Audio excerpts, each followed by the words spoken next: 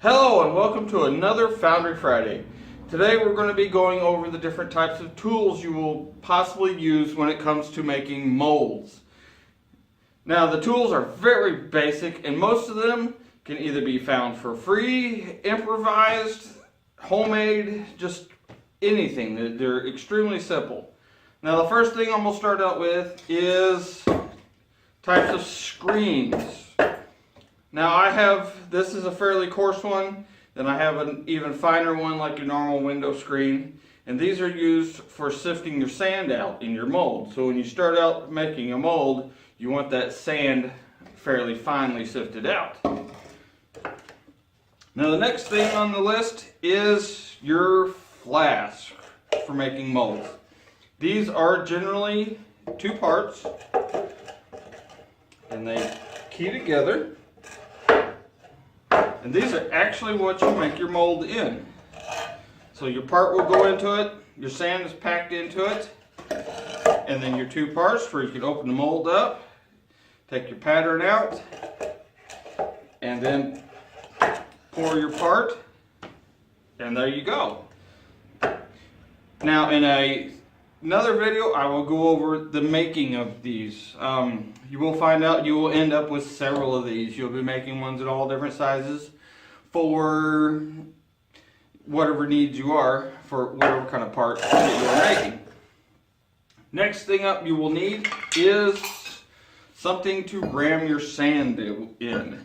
Now this is one I made several years ago. This is a piece of steel shaft and the ends are actually cast aluminum. I cast them onto the shaft. If this is a rammer, it is for packing your sand into your mold.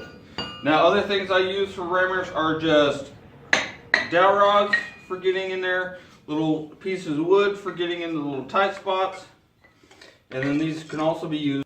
Another thing you'll need is various dowel rods or pieces of pipe. Any of this works. This is PVC, steel pipe works, copper, whatever. These are used for making sprues and risers in your molds. Now if you're not too sure what I mean by sprues and risers, I will get into that in a later video when we start making molds. Another thing I find handy is just pieces of wood. This is a piece of angle iron.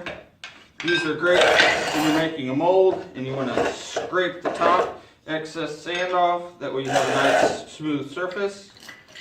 Another thing very handy to have is brushes of various kinds. Regular paintbrush, different sizes. Even a really soft like makeup brush would work really well. And these are great for getting that loose excess sand out of your mold that you do not want into it. These are great. Now I have various bits and sizes. You can use wire or anything, but my absolute favorite is old bicycle spokes. Now these are used for making little small passages into your mold for venting, either letting out steam or air in your vent. Another thing on here that is very handy for making molds is an old hacksaw blade. You will find these are actually very handy. And also just a butter knife and a spoon. These are great for making your little passages into your mold.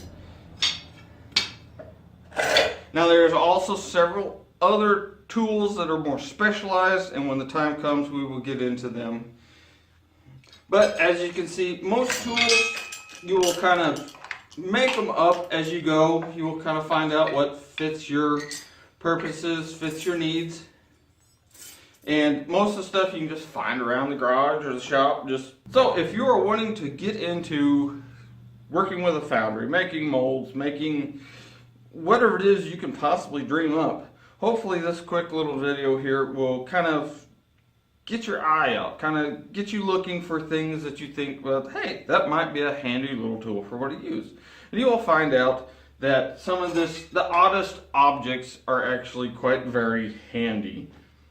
So I hope you found this quick little video here enjoyable, and I hope you got something out of it. So until next time, thanks for watching, and get out there, just go make it. See ya.